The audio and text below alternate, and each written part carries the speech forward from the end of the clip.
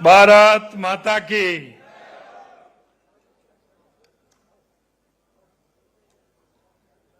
थोड़ा लगना चाहिए कि ओम जी भाई साहब का जयपुर में पहली बार पधारने पर नागरिक अभिनंदन हो रहा है, इसलिए जोर से बोलेंगे भारत माता की, भारत माता की, भारत माता की। आज के इस हम सबके सम्माननीय महामहिम राज्यपाल श्री ओम प्रकाश जी माथुर साहब, जो पहली बार जयपुर के अंदर आप पधारे हैं, एक बार जोरदार तालियों के साथ स्वागत और अभिनंदन।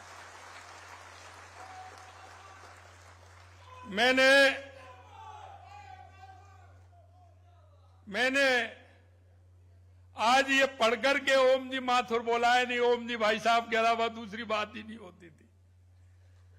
और मैं यहां देख रहा हूं कि यहां वो कार्यकर्ता हैं,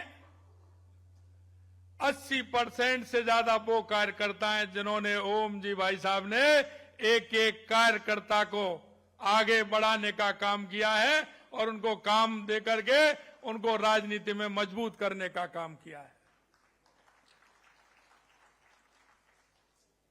हमारे भारतीय जनता पार्टी के प्रदेश के मुखिया सम्मानीय मदन राठौर साहब, हमारी पार्टी की राष्ट्रीय उपाध्यक्ष पूर्व मुख्यमंत्री सम्मानीय वसुंधरा राजे जी, हमारे विधानसभा के अध्यक्ष सम्मानीय वासुदेव देवनानी जी, मेरी कैबिनेट में उप मुख्यमंत्री श्रीमती दिया कुमारी जी, श्री प्रेमचंद बैरवा जी, पार्टी के हमारे पूर्व प्रदेश अध्यक्ष सम्मानीय अरुण चतुर्वेदी जी, सम्मानीय अशोक परनामी जी, सम्मानीय सीपी जोशी जी, हमारे राज्यसभा के सांसद पार्टी के वरिष्ठ नेता घनश्याम तिवारी जी, हमारी पार्टी के पूर्व प्रतिपक्ष के नेता पार्टी के वरिष्ठ नेता सम्मानीय राजेंद्र राठौड़ जी, हमारे मंत्रिमंडल में हमारे साथी सम्मानीय राज्यवर्धन सिंह जी राठौड़ साहब, हमारी जयपुर की सांसद मंजू शर्मा जी, हमारे ग्रामीण के जयपुर के सांसद राव राजेंद्र जी, इस कार्यक्रम के संयोजक पूर्व सांसद सम्मानीय रामचंद्र बोहरा जी, उप महापौर पुनीत कर्णावत जी, एसएस अग्रवाल जी, मेरे सामने बैठे पार्टी के वो सभी वरिष्ठ कार्यकर्तागण जो लंबे समय से राजस्थान के अंदर इस पार्टी का काम कर रहे हैं, मंत्रिमंडल के मेरे साथी, सम्मानीय विधायकगण, सम्मानीय सांसदगण और इस पूरे ऑडिटोरियम में जो पार्टी का काम करते करते उन्होंने इस पार्टी को आगे बढ़ाने का काम किया, ऐसे मेरे सभी भाई और बहनों, सभी कार्यकर्ता बंधुओं, मैं आप सभी का अभिनंदन करता हूं, वंदन करता हूं, आप सभी को नमन करता हूं। मैं सबसे पहले तो माननीय ओम जी भाई साहब को पुनः जयपुर की इस पावन धरती पर पधारने पर अभिनंदन और स्वागत करता हूं। निश्चित रूप से आपका सानिध्य, जब मैं विद्यार्थी परिषद के अंदर काम करता था, पहली बार मेरा आपसे जो मुलाकात हुई थी जब आप किसान संघ में काम करते थे, और आपको ताज्जुब होगा आज गाड़ियों में जाने में दिक्कत होती है। ओम जी भाई साहब मोटरसाइकिल से जाते थे और मोटरसाइकिल से हमारे दिलबाग सिंह जी थे भरतपुर के अंदर, उनका गांव धौलपुर और भरतपुर के बीच में है खान सूरजापुर। आपका प्रवास किसान संघ के नाते होता था। पहली मुलाकात मेरी आपसे, मैं विद्यार्थी परिषद में काम करता था, उस समय हुई थी। निश्चित रूप से जब मैं राजनीति में आया 1990 में, जब मेरे को युवा मोर्चे का मंडल अध्यक्ष का दायित्व मिला, तो मैं भाई साहब को, जब मैं जयपुर आया तो मेरी भाई साहब को संगठन महामंत्री के रूप में मेरी मुलाकात हुई और मैं सौभाग्यशाली हूं, क्योंकि आप सभी ने कहा कि भाई साहब जहां जहां जिन प्रदेशों में गए हैं मेरे को भी सौभाग्य मिला है। मैं जहां जहां भाई साहब प्रभारी रहे, भाई साहब ने मेरे को आमंत्रित किया। 1992 में सबसे पहले जब अयोध्या का आंदोलन चल रहा था, राम मंदिर का आंदोलन चल रहा, उसमें आपका सानिध्य मिला। उसके बाद 1994 में 93-94 में उत्तर प्रदेश के चुनाव थे, तो आपको सबसे बड़ा टास्क मिला था एटा और इटावा, क्योंकि उस समय मुलायम सिंह जी वहां चुनाव लड़ते थे, मुलायम सिंह जी का दबदबा था। वहां उस क्षेत्र में आपको पश्चिमी उत्तर प्रदेश का प्रभारी बनाया था। वहां आपके साथ जाने का मुझे सौभाग्य मिला और ये कहानी लगातार चलती गई। 97 में मेरे को युवा मोर्चे का अध्यक्ष बनाया और मैं युवा मोर्चा के जिला अध्यक्ष के नाते आपके नेतृत्व में काम किया और 99 में एक यात्रा आपने, जब हमारे युवा मोर्चा के प्रदेशक सतीश पूनिया जी थे, उनके नेतृत्व में तारागढ़ से लोहागढ़ तक एक यात्रा का आयोजन आपके द्वारा करवाया गया था।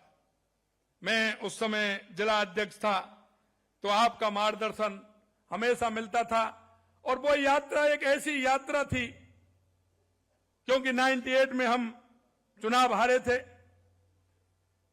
पहली बार माननीय हमारे पूर्व मुख्यमंत्री और हमारे भारत के पूर्व उपराष्ट्रपति भैरव सिंह जी शेखावत जब उस यात्रा के दौरान अलवर में पहली बार गए थे और वहां आपका हमने देखा कि जिस तरह से उस यात्रा का आपने पूरी तरह से तारागढ़ से लोहागढ़ तक उस यात्रा का आपने नेतृत्व किया और उसमें आपने युवा मोर्चा के द्वारा उस यात्रा को निकालने का काम किया।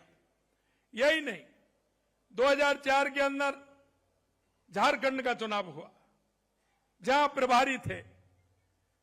प्रभारी होने के नाते आपने मेरे को भी वहां आमंत्रित किया, मैं भी वहां गया।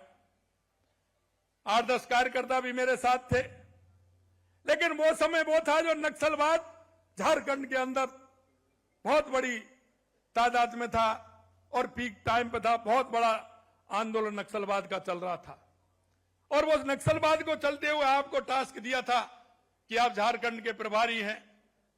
मैं वहां गया, जिस होटल में हम रुकते थे उसी होटल में आप रुके हुए थे। आपको मालूम पड़ा कि मैं वहां से प्रचार करके और मिलकर के मैं लेट आता हूं। एक घटना हो गई थी, एक दूसरे राजनीतिक दल की एक गाड़ी थी, उस पर हमला हुआ और उसमें 4 लोग मारे गए थे। सुबह अखबार में आया, भाई साहब ने सुबह सुबह 8 बजे मेरे को बुलाया और बुला के मेरे को डांट दी कि आप शाम को बहुत लेट आते हो, आप 6 बजे पहले, 5:30 बजे, 6 बजे पहले आप होटल आ जाया करो। मैंने कहा भाई साहब क्या हो गया? पहले तो भाई साहब ने मेरे तरफ अखबार फेंका कि आप अखबार देखिए आज इसमें क्या आया है। मैंने उस अखबार को पलटा, देखा, मेरी समझ में कुछ नहीं आया उसमें क्या आया है। भाई साहब ने बताया ये क्या लिख रहा है? मैंने कहा साहब इसमें यह लिख रहा है कि इस राजनीतिक दल की गाड़ी थी और उसमें 4 लोग सवार थे, उस पर हमला हो गया और वो चारों के चारों चले गए। उन्होंने कहा इसलिए मैंने कहा है आप रात को 9 बजे और 10 बजे आते हो। इतना ध्यान रखते हुए हमको कहा कि नहीं, आपको 5, 5:30 बजे प्रचार करके आपको आ जाना है। मैं आपसे कहना चाहता हूं कि जिस तरह से भाई साहब ने जो काम किया है और आपके सानिध्य में जो हमने काम सीखा है, हमने देखा है, आपने भाजपा कार्यकर्ताओं के साथ जो आपका स्नेह रहा है वो किसी से छुपा हुआ नहीं है। अगर कोई जयपुर आया है और कार्यालय में आया है तो बिना ओम जी भाई साहब से मिले हुए नहीं जाते थे। मैं कह सकता हूं कि आपने जिस तरह से एक विचार को लेकर के, एक अपनी संस्कृति और विचार को लेकर के आपने जीवन भर जिस तरह से काम किया है, एक कार्यकर्ता के रूप में काम करते हुए आपने ऊंचाइयों को छुआ है। हमने देखा है कि आप गुजरात के प्रभारी और लगातार कभी झारखंड के प्रभारी, कभी उत्तर प्रदेश के प्रभारी, जहां आप प्रभारी रहे, एक दो जगह को छोड़ करके बाकी आपने सानिध्य में काम करने का मौका हमें मिला है। मैं कार्यकर्ताओं को इतना कहना चाहता हूं कि भाई साहब ने जो काम किए हैं, निश्चित रूप से भारतीय जनता पार्टी राजस्थान को उसमें से बहुत कुछ सीखने को मिला है। ऐसे कार्यकर्ता जिनको उन्होंने खड़ा किया है, उन कार्यकर्ताओं को आगे बढ़ाने का काम किया है। और मैं यही कहना चाहता हूं कि हमारे कार्यकर्ता जब काम करते हैं तो निश्चित रूप से उस विचार को लेकर के चलते हैं। आज धीरे धीरे, क्योंकि हमने देखा है हमारे भरतपुर में तो 93 में पहली बार भारतीय जनता पार्टी का टिकट दिए गए थे, क्योंकि कई जिले ऐसे थे राजस्थान के, वो समझौतों में जाते थे। लेकिन आप संगठन महामंत्री के नाते हमें पता है, आपने पहली बार कहा था कि हम किसी से समझौता नहीं करेंगे, पार्टी सभी सीटों पर चुनाव लड़ेगी। जब सभी सीटों पर हम चुनाव लड़े थे और 93 में दोबारा हमारी सरकार रिपीट हुई थी, क्योंकि राम मंदिर आंदोलन में हमारी सरकार को 90 में गिरा दिया गया था 92 में। मैं आपसे इतना कहना चाहता हूं भाई साहब, आपका सानिध्य हमारे सभी कार्यकर्ताओं को जिस तरह से मिला है, निश्चित रूप से हमारे कार्यकर्ता आपके बताए हुए रास्ते पर निश्चित रूप से चलेंगे। आपका जो समर्पण, कार्यकर्ताओं के प्रति भाव, आप हमें पता है कार्यकर्ताओं को डांटते भी थे, लेकिन अगले क्षण ही आपको पुचकार के उसको बुलाते थे और उसको काम देते थे, और काम दे करके उस कार्यकर्ता के मनोबल बढ़ाने का काम करते थे। आज हम कह सकते हैं कि आप महामहिम बन करके सिक्किम में गए हैं, और मुझे पता है आपको कोई ना कोई टास्क मिलता है। अब आप तो नहीं बताएंगे, लेकिन हम निश्चित रूप से कहना चाहते हैं कि सिक्किम में भी कोई ना कोई टास्क आपको दिया है, इसलिए आपको वहां का राज्यपाल बनाया। मैं आज इस अवसर पर इतना ही आपसे कहना चाहता हूं कि आपका सानिध्य निश्चित रूप से मिले, हम सबका आप मार्गदर्शन करते रहें। आप भले ही महामहिम हैं, लेकिन हम सबका मार्गदर्शन, क्योंकि हम सभी आपसे भाई साहब कहते हैं, और ये वास्तविकता है। जैसे ही ओम जी भाई साहब कहेंगे तो ओम जी माथुर साहब नहीं कहेंगे। हम जैसे ही निकलेगा ओम जी भाई साहब का, तो ओम जी भाई साहब ही निकलती है। ये माननीय मदन जी भाई साहब ठीक कह रहे थे कि ओम जी को ओम जी भाई साहब के नाम से ही लोग जानते हैं।